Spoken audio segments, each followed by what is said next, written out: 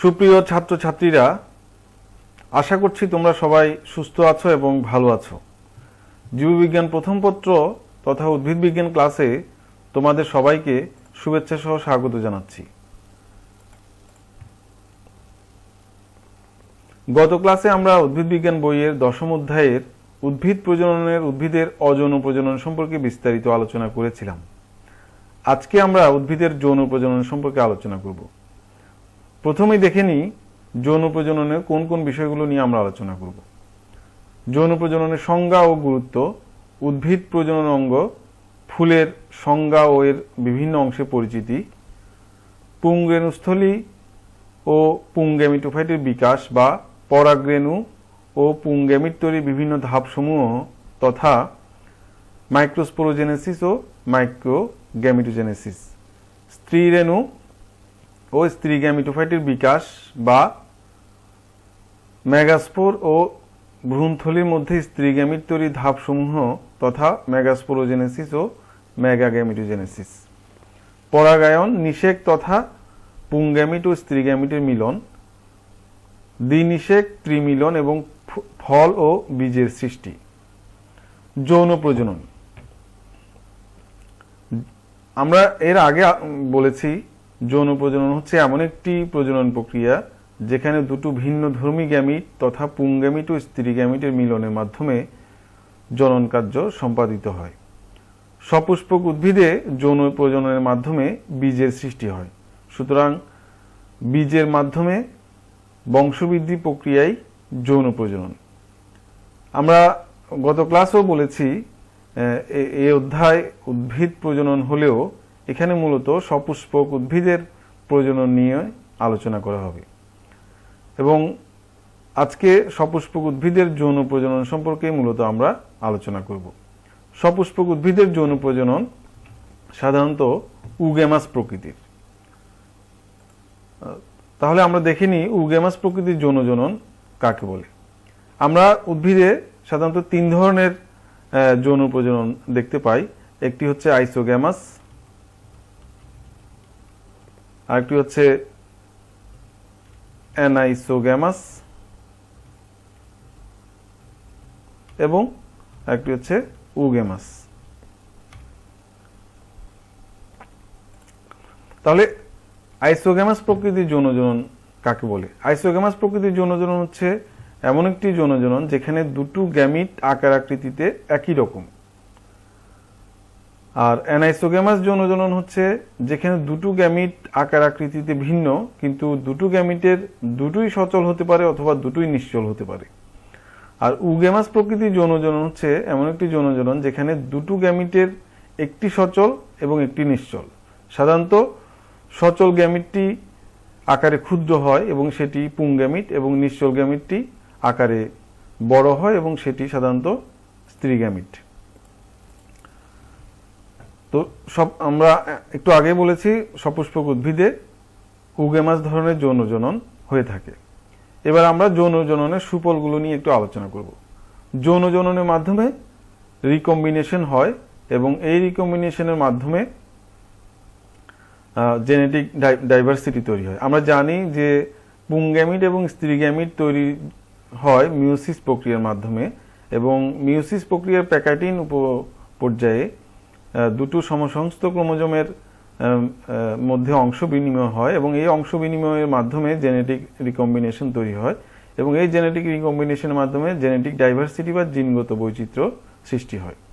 যেহেতু যৌন জননে genetic recombination হয় তথা জিনগত বৈচিত্র্য তৈরি হয়, সে কারণে যৌন জননের মাধ্যমে যে নতুন বংশধর সৃষ্টি হবে সেগুলো পরিবর্তিত পরিবেশে নিজেদেরকে খাপ খাইয়ে নিতে পারবে।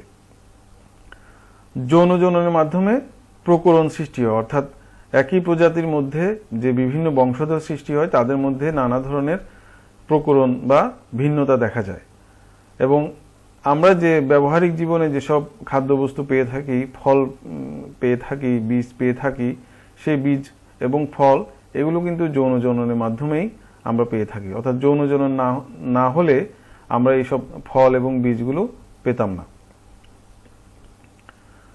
এবার আমরা দেখি উদ্ভিদে তথা সপুষ্পক উদ্ভিদে যৌনজনন কিভাবে সংঘটিত হয়। কতগুলো ধারাবাহিক ধাপের মাধ্যমে সপুষ্পক উদ্ভিদে যৌনজনন সম্পাদিত হয়। আমরা যৌনজননের সংজ্ঞায় প্রথমেই বলেছি যে দুটো ভিন্ন ধর্মী গ্যামিটের মিলনের মাধ্যমে যৌনজনন সম্পন্ন হয় এবং এদের একটি পুংগ্যামিট এবং একটি স্ত্রী গ্যামিট।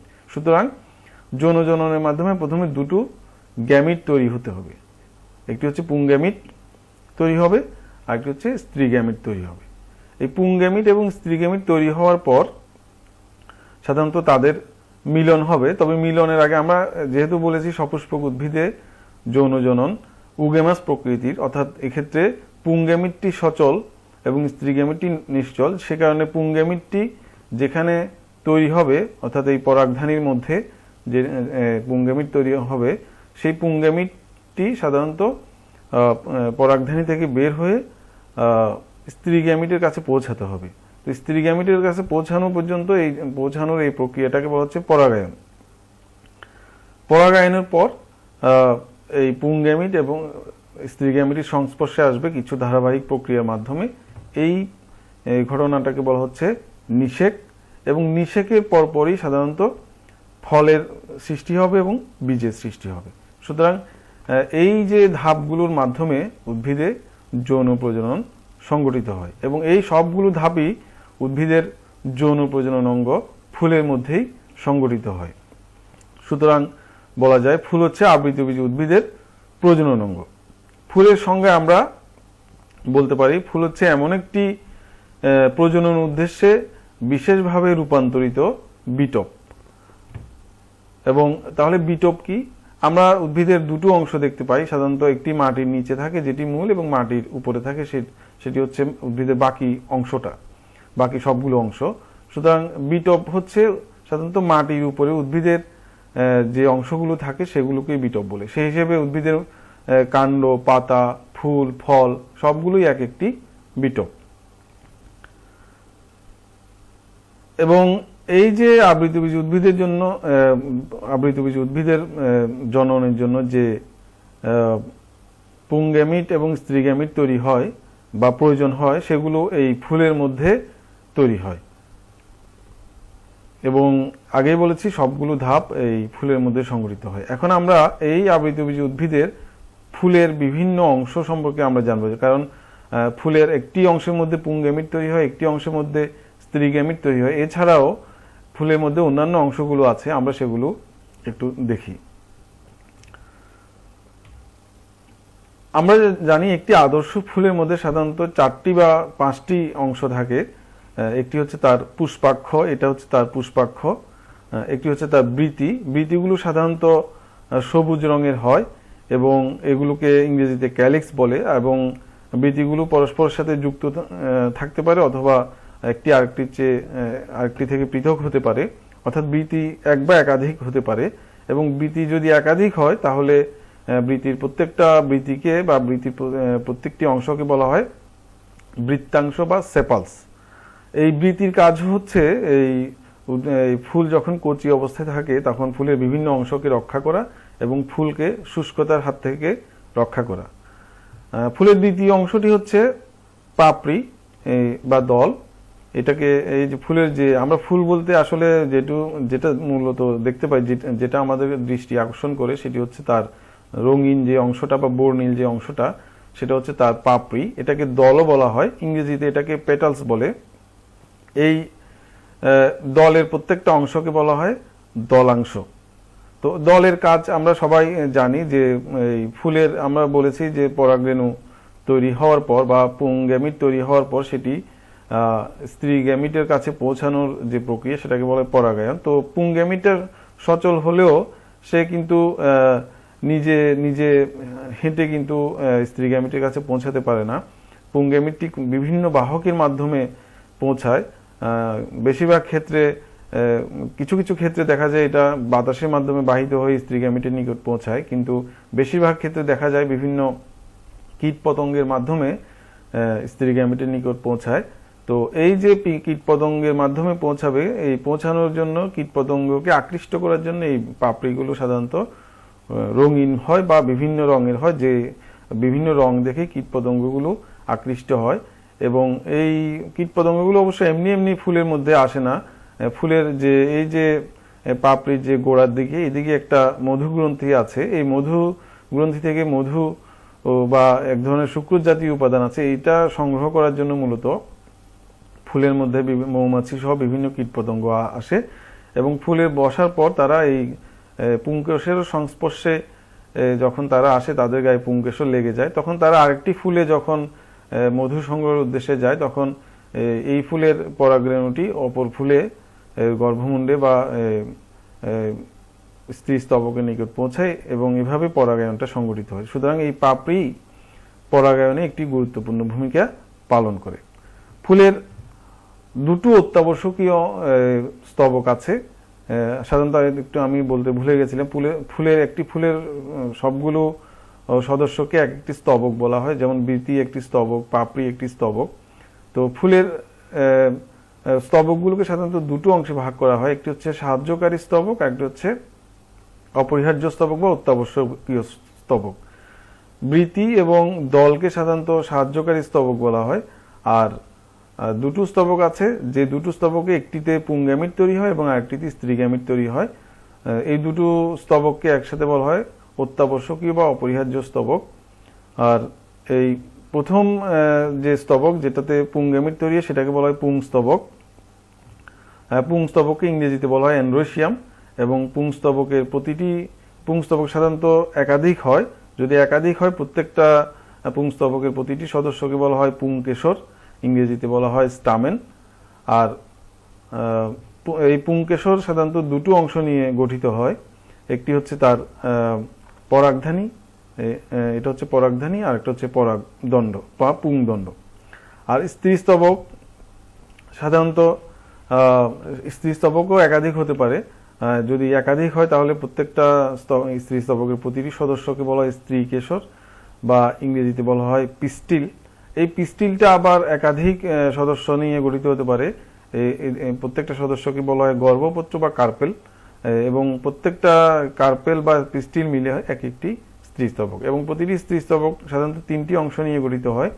একটি হচ্ছে তার এটাকে বলা হয় গর্ভমুণ্ড, এখানে সাধারণত পরাগরেণুটা বিভিন্ন বাহকের মাধ্যমে এসে পৌঁছায়। এরপর হচ্ছে গর্ভদণ্ড, এরপর হচ্ছে এটা হচ্ছে তার গর্ভাশয়। এই গর্ভাশয়ের মধ্যে এই যে রঙের দেখতে পাচ্ছি আমরা, এগুলো হচ্ছে ডিম্বক এবং এই ডিম্বকের মধ্যে স্ত্রীগ্যামিটটা তৈরি হয়।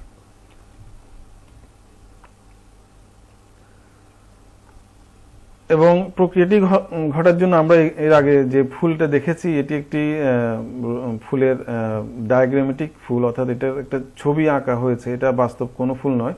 আমরা বাস্তবিক দুটো স্তবক একটু দেখি। একটি হচ্ছে এই পুংস্তবক, এটা একবার ফুলের থেকে ছবিটা নেওয়া হয়েছে। এটাও দেখা যাচ্ছে মাঝখানে হৃৎপিণ্ডাকার বা অনেকটা শিম বীজের আকৃতির পরাগধানী, আর এই পরাগধানীটা সংযুক্ত একটি লম্বা পরাগদণ্ড দিয়ে, এটাকে বলা হয় পুংদণ্ড বা পরাগদণ্ড বলা হয়।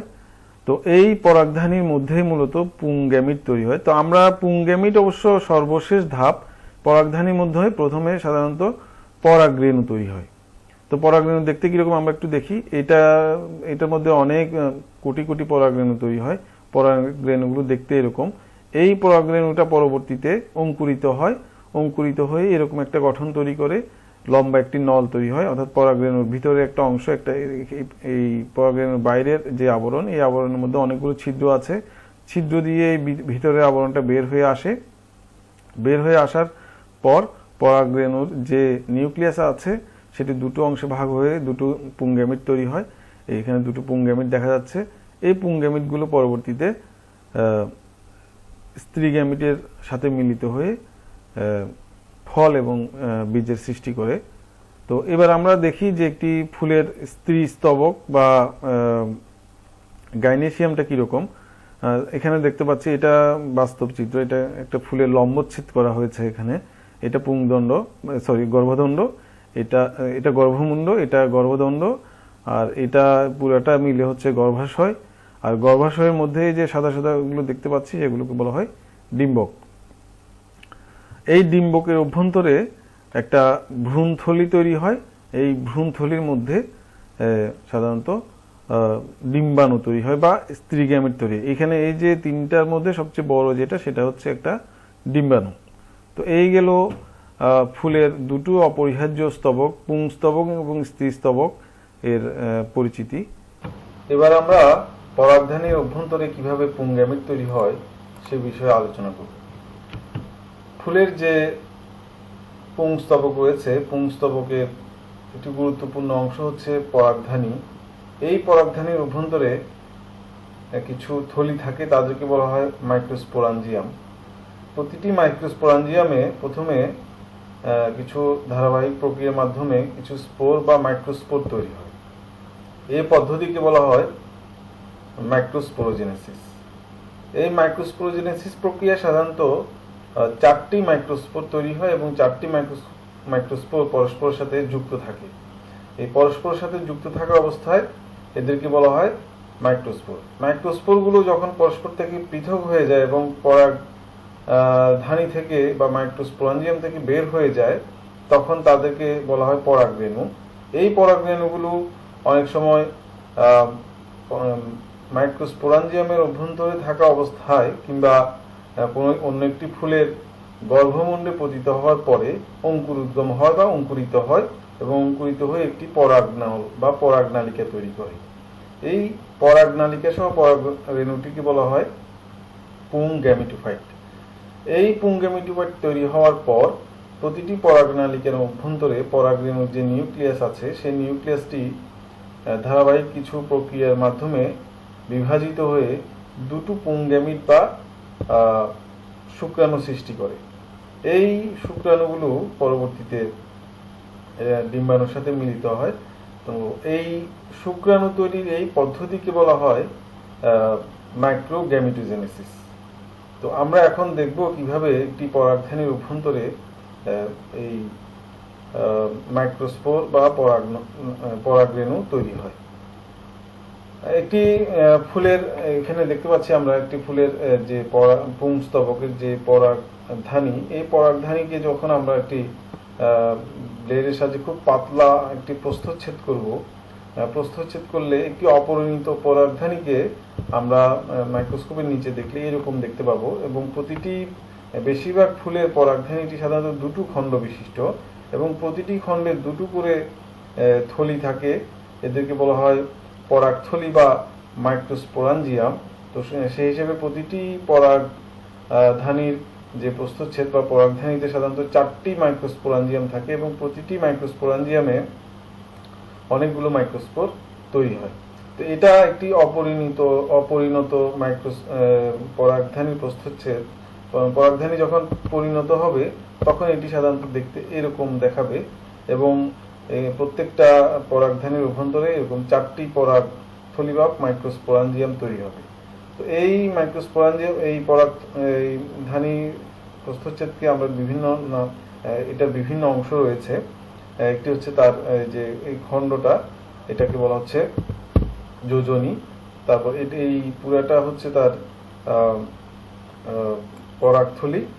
আর এই পরাগথলির মধ্যে এই যে কোষগুলো, এগুলোকে বলা হয় ট্যাপেটাম। এই ট্যাপেটামগুলো একটা বিশেষ ধরনের কোষ। এগুলো সাধারণত যে মাইক্রোস্পোরগুলো তৈরি হয়, সেই মাইক্রোস্পোরগুলোকে পুষ্টি সরবরাহ করে। আর এটা হচ্ছে পরাগথলি। তো এই পরাগথলির অভ্যন্তরে যে স্পোরগুলো দেখা যাচ্ছে, এগুলো মূলত মাইক্রোস্পোর এবং মাইক্রোস্পোরগুলো পরবর্তীতে পরাগরেণুতে পরিণত হয়। তো এখন কিভাবে একটি পরাগধানীর অভ্যন্তরে কিভাবে পরাগথলি বা মাইক্রোস্পোরাঞ্জিয়াম তৈরি হয় এবং মাইক্রোস্পোরাঞ্জিয়ামের অভ্যন্তরে কিভাবে মাইক্রোস্পোর তৈরি হয় সেটা আমরা দেখব। তো একটি অপরিণত যে পরাগধানী আছে, পরাগধানীর দুটো খণ্ডের প্রত্যেকটা কোণে একটি করে কোষ অন্যান্য কোষ থেকে আকার আকৃতিতে বড় হয়ে যায় এবং তাদের সাইটোপ্লাজম বড় হয় এবং নিউক্লিয়াসটিও আকার বড় হয়। এই কোষটিকে বলা হয় আর্কিস্পোরিয়াল কোষ। এই আর্কিস্পোরিয়াল কোষটি পরবর্তীতে বিভাজিত হয়ে পরিধির দিকে একটি দেয়াল কোষ এবং কেন্দ্রের দিকে একটি প্রাথমিক জনন কোষ বা প্রাইমারি স্পোরোজেনাস কোষ তৈরি করে। দেয়াল কোষটি পরবর্তীতে বিভাজিত হয়ে 3 থেকে 5 স্তর বিশিষ্ট মাইক্রোস্পোরাঞ্জিয়ামের প্রাচীর তৈরি করে। এই মাইক্রোস্পোরাঞ্জিয়ামের প্রাচীরের মধ্যে সর্বশেষ যে ভেতরে যে কোষের স্তর, এইটিকে বলা হচ্ছে ট্যাপেটাম। ট্যাপেটামের কাজ একটু আগে আমরা বলেছি।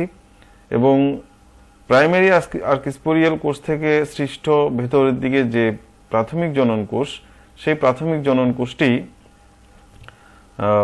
সরাসরি মাইক্রোস্পোর মাদার সেল বা পরাগ মাতৃকোষ হিসেবে কাজ করতে পারে, অথবা বেশ কয়েকবার বিভাজিত হয়ে পরাগ মাতৃকোষ হিসেবে কাজ করে।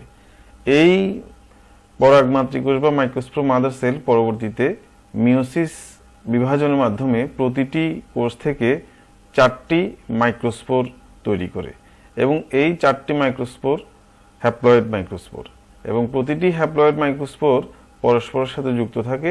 এই যে 4টি মাইক্রোস্পোর পরস্পরের সাথে যুক্ত থাকে, এই অবস্থাটাকে বলা হয় মাইক্রোস্পোর টেট্রাড। এই মাইক্রোস্পোর টেট্রাডগুলো সাধারণত যখন পরস্পর থেকে পৃথক হয়ে যায়, তখন তারা পরাগরেণু নামে পরিচিত হয়। পরবর্তীতে এই পরাগধানীটি যখন আরও পরিণত হয়, তখন এই পরাগধানীর এই যে প্রান্তগুলো ফেটে গিয়ে এখান থেকে এই মাইক্রোস্পোরগুলো বাইরে বেরিয়ে আসে, এবং যখন বাইরে বেরিয়ে আসে তখন এই মাইক্রোস্পোরগুলোকে তখন বলা হয় পরাগরেণু। এখন আমরা এই যে পরাগরেণু তৈরি হলো, এই পরাগরেণু তৈরি হওয়া পর্যন্ত বা মাইক্রোস্পোর তৈরি হলো, মাইক্রোস্পোর তৈরি হওয়া পর্যন্ত ধাপটাকে বলা হয় মাইক্রোস্পোরোজেনেসিস। পরবর্তীতে এই মাইক্রোস্পোর থেকে কিভাবে একটি পুংগ্যামিট তৈরি হয়, এই ধাপটাকে বলা হয় মাইক্রোগ্যামিটোজেনেসিস। তো আমরা এবার কিভাবে একটি মাইক্রোস্পোর বা পরাগরেণু অঙ্কুরিত হয়ে একটি পুংগ্যামিটোফাইট তথা মাইক্রোগ্যামিটোজেনেসিস সম্পন্ন করে, সেই বিষয়টি দেখব। আমরা আরেকবার দেখতে পাচ্ছি কিভাবে একটি পরাগধানী থেকে পরাগধানীর অভ্যন্তরে কিভাবে মাইক্রোস্পোরগুলো তৈরি হয় এবং মাইক্রোস্পোরগুলো কিভাবে পরাগরেণু আকারে বাইরে বেরিয়ে আসছে। তো প্রতিটি পরাগরেণুর গঠন যদি আমরা দেখি, তাহলে দেখতে পাই এটার দুটো ত্বক রয়েছে, একটি বাইরের ত্বক এবং একটি ভিতরের ত্বক। তো বাইরের ত্বকটিকে বলা হয় এক্সাইন এবং ভেতরের ত্বকটিকে বলা হয় ইনটাইন। তো বাইরের ত্বকটি আবার মসৃণ হতে পারে, অথবা এরকম ঢেউ খেলানো বিভিন্ন রকমের হতে পারে। যেমন এই পরাগরেণুর বাইরের স্তরটি সাধারণত কণ্টকিত। তো এই পরাগরেণুর আরেকটি বৈশিষ্ট্য হচ্ছে, এই পরাগরেণুর বহিঃত্বকে অনেকগুলো ছোট ছোট রন্ধ্র থাকে, এদেরকে বলা হয় পরাগরন্ধ্র। তো এই পরাগরন্ধ্র বরাবর অনেক সময় ভেতরের যে ইনটাইনটা থাকে, সেই ইনটাইনটা পরাগরেন্দ্রের ভেতর দিয়ে বাইরে বেরিয়ে আসার একটা প্রবণতা লক্ষ্য করা যায়, এবং এটার উপর, এই বৈশিষ্ট্যের উপর ভিত্তি করেই আসলে পরাগরেণুগুলো অঙ্কুরিত হয়। তো এই পরাগরেণুর অঙ্কুর উদ্গমটা সাধারণত অনেক উদ্ভিদে মাইক্রোস্পোরাঞ্জিয়ামের অভ্যন্তরে থাকা অবস্থায় শুরু হয়, আবার অনেক উদ্ভিদে এই পরাগরেণুগুলো বাইরে বেরিয়ে আসার পর কোন একটি ফুলের গর্ভমুণ্ডে পতিত হওয়ার পর সেখানেই পরাগরেণুগুলো অঙ্কুরিত হয়ে এরকম লম্বা পরাগনল তৈরি করে, এবং পরাগনল তৈরি করার পর পরাগরেণুর যে নিউক্লিয়াসটি ছিল সেটি বিভাজিত হয়ে দুটো নিউক্লিয়াসে পরিণত হয়। একটিকে বলা হয় নালিকা নিউক্লিয়াস, একটিকে বলা হয় জনন নিউক্লিয়াস। নালিকা নিউক্লিয়াসটা সাধারণত পরাগ নালিকা বেয়ে সবার আগে গমন করে, এবং পরাগ নালিকা নিউক্লিয়াসটিকে অনুসরণ করে জনন নিউক্লিয়াস। পরবর্তীতে দেখা যায় নালিকা নিউক্লিয়াসটি নষ্ট হয়ে যায় এবং জনন নিউক্লিয়াসটি মাইটোসিস প্রক্রিয়া বিভাজিত হয়ে দুটো পুংগ্যামিট বা শুক্রাণু তৈরি করে। এই পুংগ্যামিট বিশিষ্ট দুটো পুংগ্যামিট পরাগরেণু, পরাগনালিকা এবং দুটো পুংগ্যামিট বিশিষ্ট যে গঠন, সেটাকে বলা হয় পুংগ্যামিটোফাইট।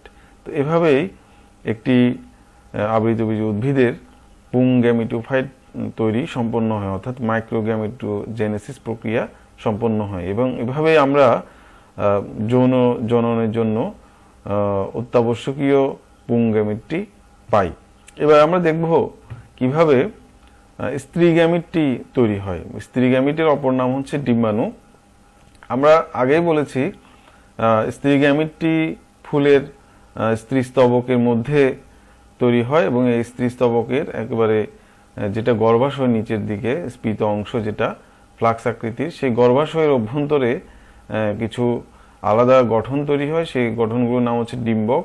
এই ডিম্বকের অভ্যন্তরে সাধারণত এখানে যেটা এই পুরোটা হচ্ছে গর্ভাশয় আর এই অংশটা হচ্ছে ডিম্বক, এবং এই ডিম্বকের অভ্যন্তরেই একটা মানে থলি আছে। সেই থলি সৃষ্টি হওয়ার আগে এখানে একটা স্পোর তৈরি হয়, সেটাকে বলা হয় স্ত্রী রেণু বা মেগাস্পোর।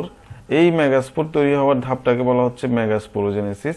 পরবর্তীতে এই মেগাস্পোর থেকে এই রকম ভ্রূণথলি তৈরি হয় এবং এই ভ্রূণথলির অভ্যন্তরে স্ত্রী গ্যামিট বা ডিম্বাণু তৈরি হয়, এবং এই ভ্রূণথলি তৈরি হওয়া এবং ডিম্বাণু তৈরি হওয়ার ধাপটাকে বলা হয় মেগা গ্যামিটোজেনেসিস। সুতরাং স্ত্রী গ্যামিট তৈরির ও দুটো গুরুত্বপূর্ণ ধাপ আমরা দেখতে পাচ্ছি, একটি হচ্ছে মেগাস্পোরোজেনেসিস এবং একটি হচ্ছে মেগা গ্যামিটোজেনেসিস। এবং এই ভ্রূণথলি এবং ডিম্বাণু বিশিষ্ট যে ডিম্বক, সেই ভ্রূণথলি বিশিষ্ট ডিম্বককে বলা হচ্ছে স্ত্রী গ্যামিটোফাইট বা ফিমেল গ্যামিটোফাইট। এখন আমরা দেখব একটি ডিম্বকের কিভাবে একটি ডিম্বক সৃষ্টি হয় এবং এই ডিম্বকের বিভিন্ন অংশ। গর্ভাশয়ের অভ্যন্তরে সাধারণত কিছু কলা থাকে, সেই কলাগুলো থেকে সাধারণত ডিম্বক সৃষ্টি হয়। সুতরাং গর্ভাশয়ের অভ্যন্তরে যে কলাগুলো থেকে ডিম্বক সৃষ্টি হয় সেই কলাগুলোকে বলা হয় অমরা বা প্লাসেন্টা। দেখা যায় গর্ভাশয়ের অভ্যন্তরে কিছু কোষ স্ফীত হয়ে মাঝের কোষীয় পিণ্ডকে আবৃত করে রাখে। এই মাঝের কোষীয় পিণ্ডগুলোকে বলা হচ্ছে মাঝের কোষীয় এই পিণ্ডগুলোকে বলা হচ্ছে ভ্রূণ পোষক কলা বা নিউসেলাস টিস্যু। আর এই যে কোষগুলো স্ফীত হয়ে এই কোষগুলোকে আবৃত করে রেখেছে, এগুলো পরবর্তীতে ডিম্বকের ত্বক গঠন করে। তো এভাবেই সাধারণত একটি গর্ভাশয়ের অভ্যন্তরে ডিম্বক সৃষ্টি হতে পারে। প্রাসঙ্গিকভাবে বলে রাখা ভালো, ডিম্বক সাধারণত গর্ভাশয়ের অভ্যন্তরে একটি ডিম্বক সৃষ্টি হতে পারে কিছু কিছু উদ্ভিদে, বা কিছু কিছু উদ্ভিদে একাধিক ডিম্বক সৃষ্টি হতে পারে। এবং পরবর্তীতে এই ডিম্বকের পুরো অংশটা কিন্তু এখানে একটা অবশ্য ভ্রূণথলি দেখা যাচ্ছে, কিন্তু ভ্রূণথলি আরো পরে তৈরি হয়। পুরো অংশটা এই যে কোষগুলোর মতোই থাকে, এই পুরো অংশটাকে তখন বলা হয় নিউসেলাস টিস্যু বা ভ্রূণ পোষক কলা। এই ভ্রূণ পোষক কলার একটি মাত্র কোষ থেকে পরবর্তীতে একটি মেগাস্পোর তৈরি হয়, এবং যে সাধারণত বেশিরভাগ ক্ষেত্রে দেখা যায় ডিম্বক মূলের দিকে, এই দিকটাকে বলা হয় ডিম্বক মূল আর এই দিকটাকে বলা হয় ডিম্বক রন্ধ্র। ডিম্বক মূলের দিকের যে কোনো একটি কোষ থেকেই সাধারণত বেশিরভাগ ক্ষেত্রে মেগাস্পোরটা তৈরি হয়। সেই মেগাস্পোর পরবর্তীতে মেগাস্পোর থেকে বিভিন্ন ধারাবাহিক প্রক্রিয়ার মাধ্যমে এই ভ্রূণথলিটা তৈরি হয় এবং এই ভ্রূণথলির অভ্যন্তরে ডিম্বাণু তৈরি হয়। এখন আমরা একটি ডিম্বকের বিভিন্ন অংশ দেখতে পাচ্ছি। এখানে এটাকে বলা হয় ডিম্বক মূল। এগুলোকে আগেই বলেছি নিউসেলাস টিস্যু বা ভ্রূণ পোষক কলা। এখানে তিনটা কোষ আছে, এই তিনটা কোষকে বলা হয় প্রতিপাদক কোষ, এবং এখানে দুটো কোষ একসাথে মিলিত হয়ে একটি গঠন তৈরি করেছে, এটাকে বলা হয় সেকেন্ডারি নিউক্লিয়াস বা গৌণ নিউক্লিয়াস। আর এইটাকে বলা হয়, এই থলিটাকে বলা হয় ভ্রূণথলি বা এমব্রায়োসেক ইংরেজিতে বলে। এখানে তিনটা কোষ দেখা যাচ্ছে, মাঝখানের যে বড় কোষটা এটাকে বলা হয় ডিম্বাণু, আর দুই পাশে দুটো কোষকে বলা হয় সহকারী কোষ। আর এখানে দুটো ত্বক দেখা যাচ্ছে, এগুলোকে ডিম্বক ত্বক বলা হয়। ভেতরটাকে বলা হয় ডিম্বক অন্তত্বক আর বাইরেরটাকে বলা হয় ডিম্বক বহিত্বক। আর এখানে এখানে একটা রন্ধ্র দেখা যাচ্ছে, এই রন্ধ্রকে বলা হয় ডিম্বক রন্ধ্র। এটা খুবই গুরুত্বপূর্ণ একটা অংশ, এটা দিয়ে পরবর্তীতে যৌনজনের একটি গুরুত্বপূর্ণ কার্য সম্পাদিত হবে, সেটা আমরা দেখতে পাবো। এর পরবর্তী অংশটা হচ্ছে ডিম্বক নাভি। এই অংশটা হচ্ছে ডিম্বক নাভি এবং সর্বশেষ এই অংশটা হচ্ছে ডিম্বক নাড়ি। এইগুলো একটি সপুষ্পক উদ্ভিদের গর্ভাশয়ের অভ্যন্তরে একটি ডিম্বকের বিভিন্ন অংশ। এবং এখন আমরা দেখব এই ডিম্বকের অভ্যন্তরে ভ্রূণপোষক কলা থেকে কিভাবে মেগাস্পোর অর্থাৎ মেগাস্পোর তৈরি হয়, অর্থাৎ কিভাবে মেগাস্পোরোজেনেসিস সম্পাদিত হয়। ডিম্বকের অভ্যন্তরে ডিম্বক মূলের দিকের ভ্রূণপোষক কোষগুলোর একটি কোষ অন্যান্য কোষ থেকে আকারে বড় হয়, ঘন সাইটোপ্লাজম বিশিষ্ট হয় এবং তাদের নিউক্লিয়াস আকৃতিতে বেশ বড় হয়। ওই কোষটিকে বলা হয় আর্কিস্পোরিয়াল কোষ। এই আর্কিস্পোরিয়াল কোষটি বিভাজিত হয়ে পরিধির দিকে একটি দেয়াল কোষ এবং ভেতরের দিকে একটি প্রাথমিক জনন কোষ তৈরি করে। এই প্রাথমিক জনন কোষটি সরাসরি স্ত্রী রেণু মাতৃকোষ হিসেবে বা মেগাস্পোর মাতৃকোষ হিসেবে কাজ করতে পারে, অথবা বেশ কয়েকবার বিভাজিত হয়ে সেই কোষগুলো পরবর্তীতে স্ত্রী রেণু মাতৃকোষ হিসেবে কাজ করতে পারে। সেই স্ত্রী রেণু মাতৃকোষ বা মেগাস্পোর মাতৃকোষ পরবর্তীতে মিওসিস প্রক্রিয়া বিভাজিত হয়ে একটি কোষ থেকে 4টি স্ত্রী রেণু বা মেগাস্পোর তৈরি হয়। এই 4টি মেগাস্পোর সাধারণত, যেহেতু মিওসিস প্রক্রিয়া তৈরি হয়েছে, এগুলো হ্যাপ্লয়েড স্পোর। এবং বেশিরভাগ উদ্ভিদে দেখা যায় এই 4টি মেগাস্পোরে বা স্ত্রী রেণুর মধ্যে 3টি স্ত্রী রেণু নষ্ট হয়ে যায় এবং একটি মাত্র স্ত্রী রেণু কার্যকর থাকে, এবং এই কার্যকর স্ত্রী রেণু থেকে পরবর্তীতে একটি ভ্রূণথলি তৈরি হয়। তো আমরা এখন দেখব কিভাবে একটি স্ত্রী রেণু থেকে একটি ভ্রূণথলি তৈরি হয়। তাহলে এই পর্যন্ত ধাপটাকে বলা হচ্ছে মেগাস্পোরোজেনেসিস। এখন আমরা কিভাবে স্ত্রী রেণু থেকে ভ্রূণথলি এবং ডিম্বাণু তৈরি হয়, অর্থাৎ কিভাবে মেগাগ্যামিটোজেনেসিস তৈরি হয়, সেই প্রক্রিয়াটি দেখব। এই কার্যকর মেগাস্পোরটি মাইটোসিস প্রক্রিয়া বিভাজিত হয়ে প্রথমে 2টো নিউক্লিয়াসে পরিণত হয়।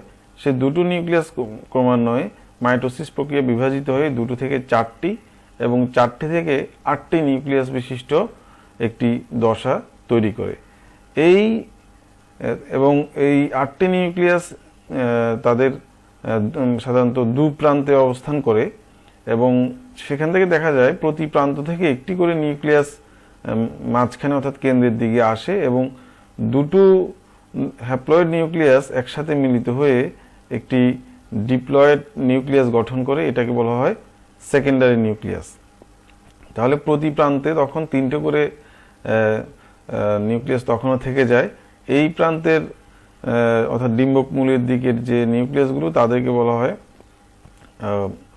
প্রতিপাদক কোষ, এবং ডিম্বক রন্ধ্রের দিকে যে নিউক্লিয়াসগুলো, সেই নিউক্লিয়াস 3টির মধ্যে 2টো নিউক্লিয়াস 2 প্রান্তে থাকে, এবং এই 2টো নিউক্লিয়াসকে বলা হয় বা 2টো কোষকে বলা হয় সাহায্যকারী কোষ। এবং মাঝখানের যে কোষটি একটু আকারে বড় হয় সেই কোষটিকে বলা হয় ডিম্বাণু। এবং এভাবেই একটি ভ্রূণথলি তৈরি হয়, এবং এই ভ্রূণথলির অভ্যন্তরে কেন্দ্রে একটি সেকেন্ডারি নিউক্লিয়াস, 2 প্রান্তে সাধারণত প্রতিপাদক কোষ এবং সহকারী কোষ, এবং মাঝখানে সহকারী কোষের মাঝখানে একটি আকৃতিতে বড় ডিম্বাণু তৈরি হয়। এবং এই পুরো দশাটিকে বলা হয় তখন স্ত্রী গ্যামিটোফাইট। এবং এই স্ত্রী গ্যামিটোফাইটের মধ্যে আমাদের যে কাঙ্ক্ষিত স্ত্রী গ্যামিট বা ডিম্বাণু তৈরি হয়।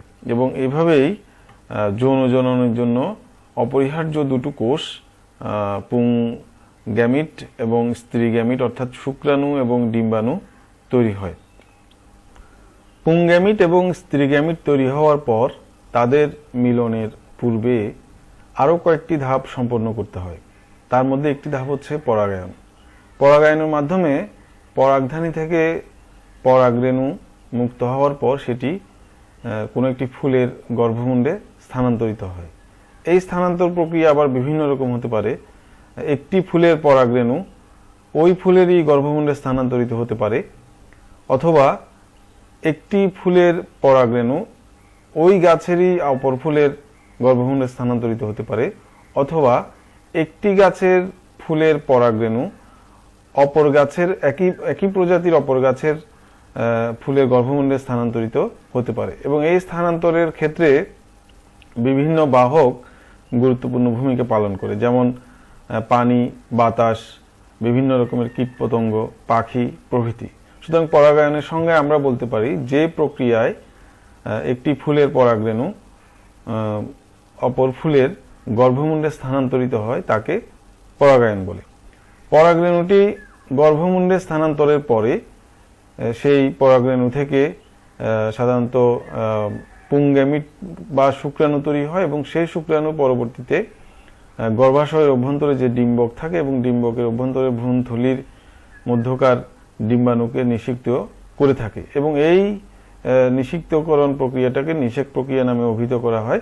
এবং এই নিষেক প্রক্রিয়া কতগুলো ধারাবাহিক ধাপের মাধ্যমে সম্পাদিত হয়।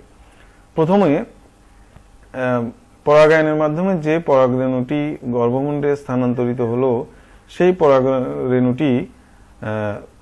পরাগরেণুটির অঙ্কুরোদ্গম ঘটে, অর্থাৎ পরাগরেণু অঙ্কুরিত হয়ে একটি পরাগনালিকা তৈরি করে, এবং সেই পরাগনালিকার অভ্যন্তরে দুটো পুংগ্যামিট বা শুক্রাণু সৃষ্টি করে।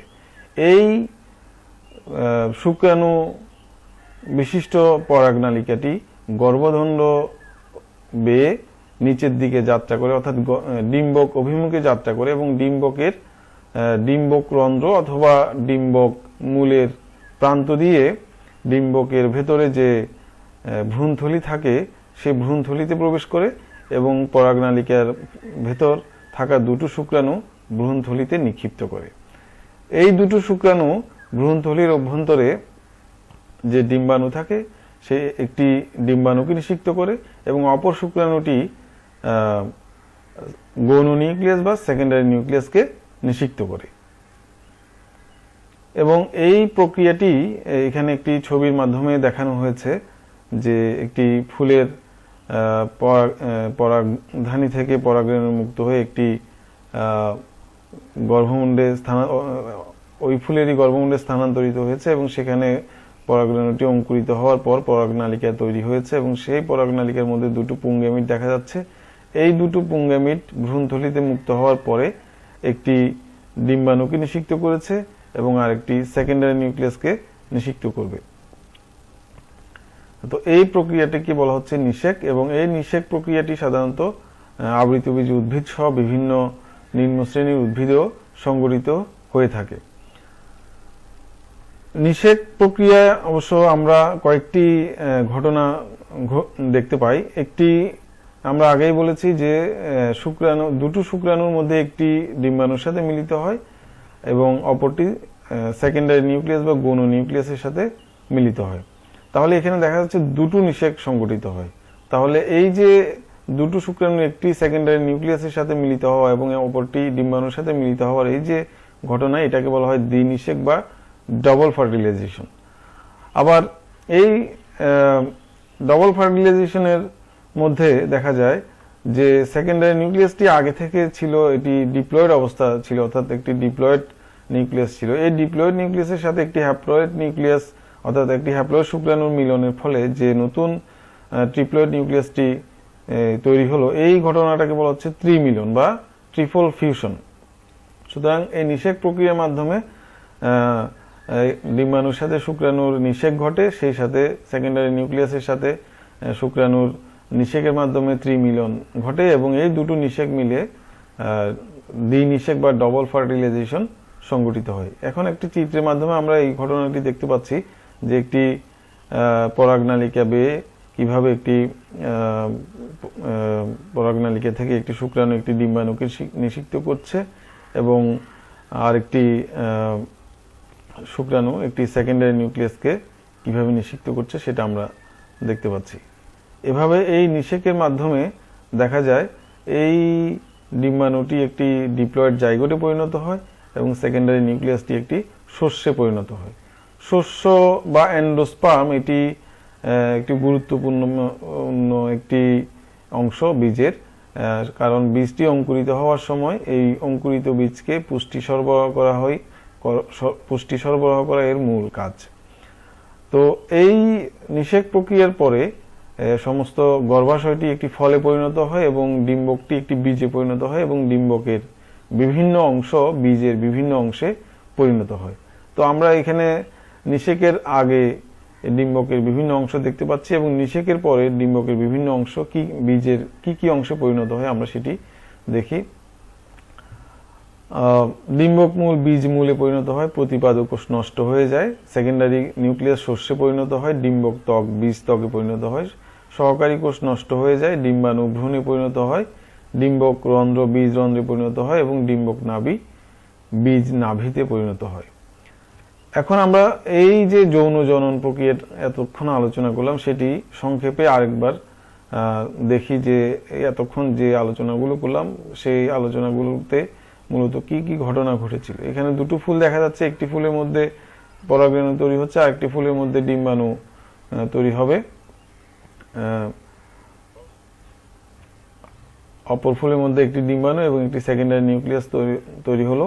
তো সেই পরাগরেণু অঙ্কুরিত হয়ে দুটো শুক্রাণু পরিণত হবে, দুটো শুক্রাণুর একটি ডিম্বাণুর সাথে মিলিত হয়ে একটি ডিপ্লয়েড জাইগোট পরিণত হবে, ডিপ্লয়েড জাইগোটটি পরবর্তীতে ভ্রূণে পরিণত হবে এবং পরাগরেণু থেকে তৈরি হওয়া অপর শুক্রাণু সেকেন্ডারি নিউক্লিয়াসের সাথে মিলিত হয়ে একটি ট্রিপ্লয়েড শস্যে পরিণত হবে এবং এই ডিপ্লয়েড জাইগোট এবং ট্রিপ্লয়েড শস্য বিশিষ্ট একটি ডিম্বক পাওয়া যাবে। সেই ডিম্বকটিতে ভ্রূণ তৈরি হবে এবং সেই ডিম্বকটি পরবর্তীতে বীজে পরিণত হবে এবং গর্ভাশয়টি একটি ফলে পরিণত হবে এবং এই ফলটা আমরা খাবার হিসেবে ব্যবহার করি এবং বীজটা মাটিতে রোপণ করলে নতুন একটি উদ্ভিদ তৈরি হয়। এই হচ্ছে সপুষ্পক উদ্ভিদের যৌন জনন। তো আজকে এই পর্যন্তই রইল। তোমাদের সবাইকে ধন্যবাদ দিয়ে আজকের ক্লাস এখানেই শেষ করছি। ধন্যবাদ।